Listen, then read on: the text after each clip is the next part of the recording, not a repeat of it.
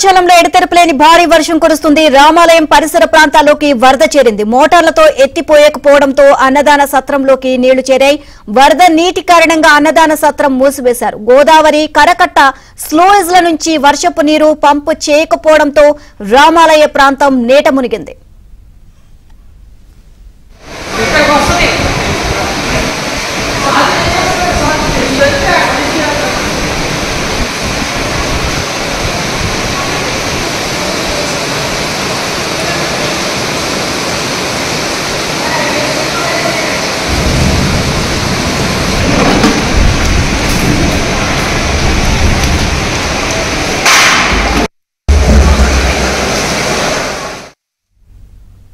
భద్రాచలంలో ఎడతెరపులేని భారీ వర్షం కురుస్తుంది. రామాలయం పరిసర ప్రాంతాల్లోకి వరద నీరు చేరింది. మోటార్లతో ఎత్తిపోయకపోవడంతో అన్నదాన సత్రంలోకి కూడా నీళ్లు చేరిపోయాయి. వరద నీటి కారణంగా అన్నదాన సత్రం కూడా మూసివేశారు. ఓవరాల్ గా ఇదే అంశానికి సంబంధించి మరింత సమాచారాన్ని మా కరెస్పాండెంట్ రవిని అడిగి తెలుసుకుందాం. రవి, మొత్తం కూడా భారీ వర్షం కారణంగా అక్కడ రామాలయం పరిసర ప్రాంతాలన్నీ కూడా నీట మునిగినట్లు తెలుస్తుంది. ఓవరాల్ గా అప్డేట్స్ ఏంటి?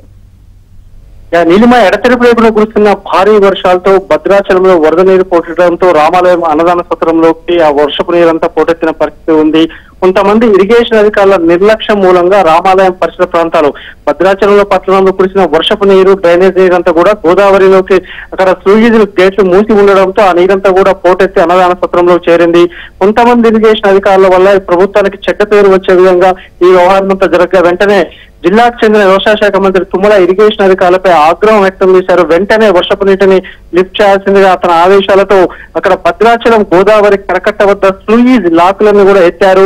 అరగంటలోనే ఇప్పటి వరకు మనం ఏదైతే అన్నదాన సత్రంలో మోకాళ్ళ లోతు నీరు నిలిచి ఉండదో అరగంటలోనే కూడా అక్కడ నీళ్ళని కూడా క్లియర్ అయిన పరిస్థితి కనిపిస్తుంది. అంటే కొంతమంది అధికారుల నిర్లక్ష్యం మూలంగా ప్రభుత్వానికి చెడ్డ పేరు వచ్చే విధంగా కూడా ఈ రోజు కార్యక్రమం సాగిందని కూడా కొంతమంది ఉన్నతాధికారులు అనుమానాలు వ్యక్తం చేస్తున్నారు. ఎందుకంటే భద్రాచలం వద్ద గోదావరి నార్మల్ ఫ్లో ఉంది, 32 అడుగుల ప్రవాహం మాత్రమే ఉంది.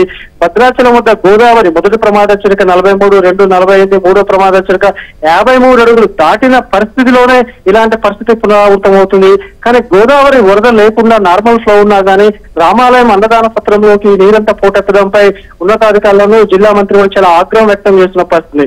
ఎందుకంటే భద్రాచలంలో కురిసిన వర్షపు నీరు కానీ డ్రైనేజ్ నీరు కానీ గోదావరిలో కలుస్తుంది. అయితే గోదావరిలో ఎక్కువ వరద ప్రవాహం ఉన్నప్పుడు అదంతా పోటెత్తే పరిస్థితి ఉన్నప్పుడు మోటార్లతో లిఫ్ట్ చేస్తారు. అయితే ప్రస్తుతం గోదావరిలో ప్రవాహం 32 నీటి మొత్తం మాత్రమే ఉంది. సో గోదావరి కరకట్ట వద్దున్న లాకులు ఎత్తడంతో ఇక్కడ నిలిచిన వర్షపు నీరంతా కూడా క్లియర్ అయిన పరిస్థితి కనిపిస్తుంది. కేవలం అరగంటలోనే నీరంతా కూడా క్లియర్ అయింది. ఎందుకంటే గోదావరిలో ఒకవేళ 36 అడుగులు దాటి ప్రవాహం ఉంటే అప్పుడు లిఫ్ట్ చేయాల్సిన పరిస్థితి ఉంటుంది. సాధారణంగా లాకులు ఎత్తకపోవడం వల్ల గోదావరికి ఎప్పుడైతే వరదలు తగ్గుతాయో ప్రతిరోజు మానిటర్ చేస్తుండాలి. కానీ గోదావరి గత వారం రోజుల క్రితం 53 అడుగులు దాటి ప్రవాహం చేసింది. గత వారం రోజులుగా తగ్గుముఖం పట్టింది గోదావరి. కానీ వీళ్ళు మాత్రం స్లూయిజ్ లీకులు అది అక్కడ ఉన్న గేట్లు ఎత్తకపోవడం వల్ల ఈ పరిస్థితి దాపురించింది. అంటే మొత్తంగా స్పష్టంగా మనకు అర్థమైంది ఏంటంటే ఇక్కడ ఉన్న ఇరిగేషన్ అధికారులు కొంతమంది స్థానిక అధికారుల నిర్లక్ష్యం మూలంగా రాత్రి కురిసిన భారీ వర్షానికి వర్షపు నీరంతా అక్కడ స్టాగ్నేట్ అయ్యి అన్నదాన సత్రంలోకి చేరింది. ఈ విషయం ఉన్నతాధికారులు తెలవడం, మంత్రి కూడా వారిపై సీరియస్ అవడంతో వెంటనే అక్కడ ఉన్న గేట్లు లాకులు ఎత్తడంతో అరగంటలో క్లియర్ అయిన పరిస్థితి కనిపిస్తుంది. అంటే ప్రభుత్వంలో ఎవరైనా పనిచేసేవారు గత ప్రభుత్వంలో చూసుకుంటే గత ఏడాది కూడా ఇదే పరిస్థితి వచ్చింది. గోదావరి వరదలు లేని సందర్భంలో కూడా రామాలయం అన్నదాన సత్రంలోకి ఏ విధంగా వర్షపు నీరు చేరిందనే దానిపై కూడా ఉన్నతాధికారులు సీరియస్ అయిన పరిస్థితి ఉంది. ఓవరాల్ గా మొత్తం ఈ ఘటనలో చూస్తే అధికారుల నిర్లక్ష్యం స్పష్టంగా కనిపిస్తుంది. ఒకవేళ వరద నీళ్లు డిశ్చార్జ్ అయ్యే గేట్ల కింద ఎత్తి ఉంచితే పరిస్థితి రాదు. గోదావరి వరద లేకపోతే ఎందుకు ఆ గేట్లు మూసి ఉంచారు, ఎందుకు మానిటర్ చేయట్లేదంటూ కూడా ఇరిగేషన్ అధికారులపై ఇప్పటికే మంత్రి ఆగ్రహం వ్యక్తం చేశారు. ప్రస్తుతం అన్నదాన సత్రం చుట్టుపక్కల నిలిచిన నీరంతా కూడా క్లియర్ అయిన పరిస్థితి కనిపిస్తుంది. నీలిమ అండ్ రవి, ఇక్కడ మనం చూస్తున్నాం విజువల్స్ లో మోకాళ్ళ లోతు వరకు నీరు అక్కడికి చేరిపోయినట్టుగా తెలుస్తుంది. అండ్ అన్నదాన సత్రం కూడా అక్కడ మూసివేసిన పరిస్థితి. ఈ నేపథ్యంలో అక్కడ స్థానికులందరూ ఒకటే డిమాండ్ చేస్తున్నారు, ఎక్కడా కూడా నీరు నిలవకుండా జాగ్రత్తలు తీసుకోండి అని చెప్పేసి వాళ్ళు మొరపెట్టుకుంటున్నా సరే అధికారులు ముందు నుంచి కూడా జాగ్రత్తలు తీసుకున్నట్లయితే గనక ఈ పరిస్థితి అయితే వచ్చేది కాదు. మరి ఇప్పుడు ఈ మోకాళ్ళ లోతు వరకు చేరుకునే నీటిని తీయడానికి చాలా రోజులు టైం అయితే పడుతుంది. మరి దీనికి సంబంధించి మరి అధికారులు ఎలాంటి చర్యలు స్టార్ట్ చేశారు? మీరన్నట్టుగా భద్రాచలం వద్ద గోదావరికి భారీగా ఎగువ ప్రాంతం నుంచి వరదలు వచ్చినప్పుడు సహజంగా పట్టణంలో ఉన్న వర్షపు నీరంతా గోదావరిలో కలిసే చోట గోదావరి పోటు వల్ల అది వెళ్ళదు కాబట్టి వర్షపు నీటిని డ్రైనేజ్ నీటిని అంతా మోటార్లతో లిఫ్ట్ చేస్తారు.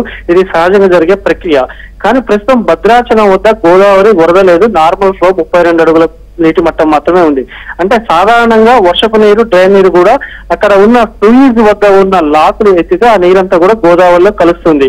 అయితే ఇరిగేషన్ అధికారులు ఆ లాకులు మూసి ఉంచడం వల్ల కేవలం ఆ లాకులు మూసి ఉంచడం వల్ల కూడా భద్రాచలం పట్టణంలో రాత్రి నుంచి వచ్చిన వర్షపు నీరంతా అక్కడ స్టాగ్నేట్ అయింది. ఇప్పుడు మనం విజువల్స్ లో స్పష్టంగా చూడొచ్చు. కేవలం అరగంటలోనే ఇది ఒక ప్రజాప్రభుత్వం అని ఇప్పటికే చెబుతున్నారు. గతంలో కేసీఆర్ ప్రభుత్వంలో అన్నదాన సత్రం మునిగింది, ఒక రోజుల్లో ఇబ్బంది పడ్డ పరిస్థితి.